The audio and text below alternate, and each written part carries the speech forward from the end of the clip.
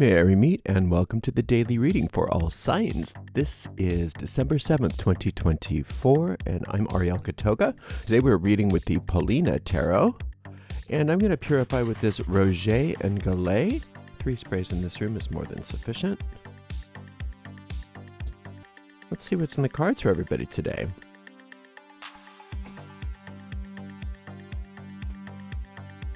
Starting out with the Empress, followed by the 9 of Swords, and then the 5 of Swords. Okay, so this is showing you how easily we can get off of our center. Everybody, so many of you have been just poised, peaceful, magnetic to your good, all of the wonderful things that the Empress teaches us, all those prosperous things. And then this worry sets in. And what happens when the worry sets in? It starts to create based on its creative power, because all thought is creative on some level or another. All thought creates form on some level or another. Maybe not always a major manifestation in the physical world, but many times, yes. So it's just a reminder that you have to take care of the inner world. You can't just assume, well, I had poise for a couple of weeks, so that should do me. No, I can just get lazy and do whatever I want with my mind. We don't think of worry as laziness. We think that it's something that's happening to us, but it's not. It's something that we can discipline ourselves to move off of. Now, if there's something that's a concern that needs to be addressed, that's not cause for worry, that's cause for action. But if there's something that can't be addressed, if there's something that you can't do anything about, worry is not going to help it. It's actually going to hinder it. Your experience is going to be hindered by that worry. So worry is never a smart option. And usually we don't worry on purpose. We don't set out to worry. We don't go out and say, well, I'm going to just worry now and see how that works for me. It's usually something that happens as a result of our not paying attention to how we're using our minds. And it's really important that you understand that, because it's very easy to slip back off into negative manifestations. And it's not that you should be paranoid about your thinking. That's not what I'm saying. It's be conscious of your thinking. Be aware of what you're doing. And when you are getting into those worry cycles, do something about it. Do something about it. Learn how to calm your mind. Now, if you don't know what to do, try my off switch method. That works for all kinds of obsessive thinking, but worry is a type of obsessive thinking. So you can just search YouTube for Gatoga off switch and just use that tool. If you don't know how to take control of your mind, that will give you a very simple, quick, easy, effective method for getting your mind back to your own in your own control. All right, so then we've got this High Priestess. So we've got these 2 amazing goddess cards here, one on top of each other, Ace of Swords and then Queen of Cups. So it's talking about how you have the power to not only overcome worry, but to change your future. To change your future. And the future that you're headed toward, if you don't take control of your mind, is the same old thing that you've been going through.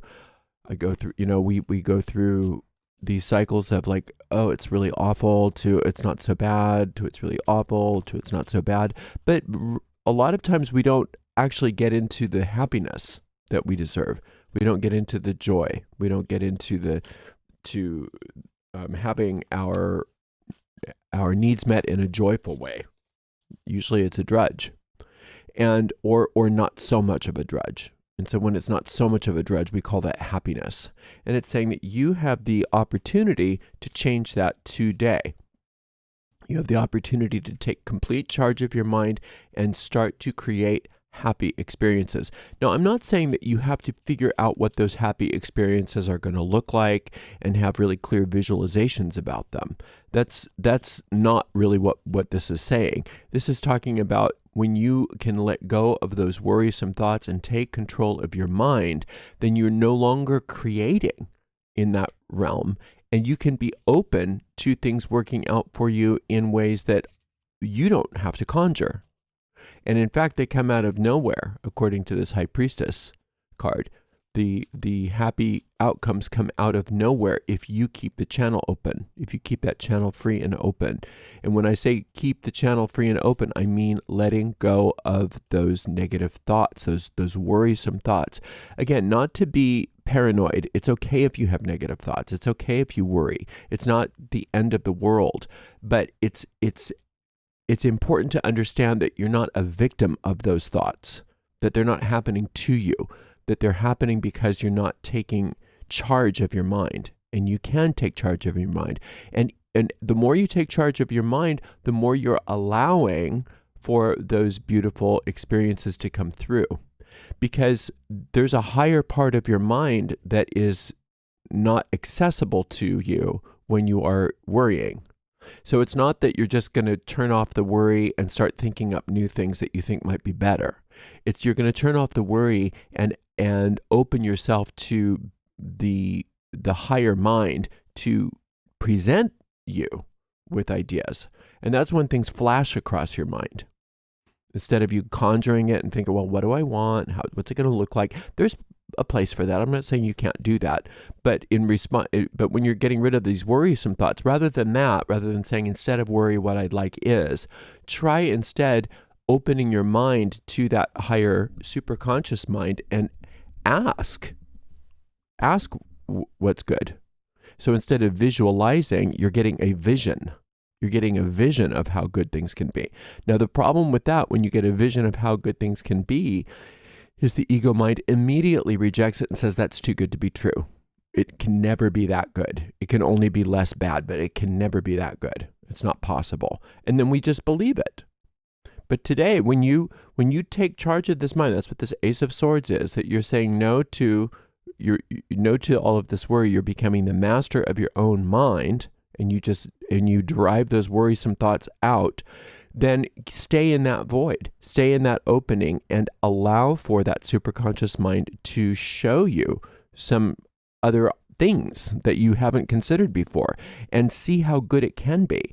And instead of letting the ego just respond to, oh, that's just fantasy, you could never have it that good, nothing could ever be that good for you, it's too good to be true, it's impossible, those kinds of things, discipline that mind and shut that down too, so that what you can do is allow for those visions to become reality. So it seems like maybe splitting hairs when the difference between visualizing and visioning, but it is very different, because visioning is you receiving the vision from your superconscious mind. Visualizing is your conscious mind conjuring things. There's nothing wrong with conjuring things. That's part of magic. There is a definite place for that. But today, try this instead. Today, try allowing for the vision of your superconscious mind to flash across your mind. And it won't be able to do that while your mind is busy on worry. So all you have to do is take charge of your mind and shut it down, shut down the worry, and try to do your best to just relax. And you may not be able to have periods where you're thinking of nothing, but do your best to just find those spaces between your thoughts. Take a few, maybe 2 or 3 sessions today where you just take maybe a minute or two to close your eyes and find those spaces between thoughts, and see if you don't get a vision. See if you don't get something flashing across your mind from that superconscious mind out of nowhere about how amazing things can be. And what that does is it allows for you to bypass all of this nonsense, all of these worrisome thoughts, and it also takes all of the workload off of your conscious mind to come up with an alternative of what you think would be better, and instead allows you to receive the visions of that superconscious mind. Because remember where that superconscious mind is coming from. It's coming straight from your soul, and your soul knows exactly what will make you happy. Your soul knows exactly what happiness looks like, and what success looks like, and what prosperity looks like, and all of those things. But see here, it's coming across through the Queen of Cups. And the Queen of Cups is all about nurturing that inner world. And the way you nurture that inner world today is not by conjuring new ideas, but by keeping an opening in your mind for that superconscious mind to show you visions, to show you visions of how amazing your life can be. No matter what is going on in the world, no matter what people are doing, no matter what people are saying, it doesn't matter. It doesn't matter. You have the ability to have a super conscious experience that looks like nothing that you could have ever thought, even in the midst of other people having problems, even in the midst of bad news, even in the midst of, all the doomsday talk and experiences that you can, you just turn on television or look at a news site, you can find all kinds of reasons to prove to yourself why nothing good can happen to anybody because the world is so bad.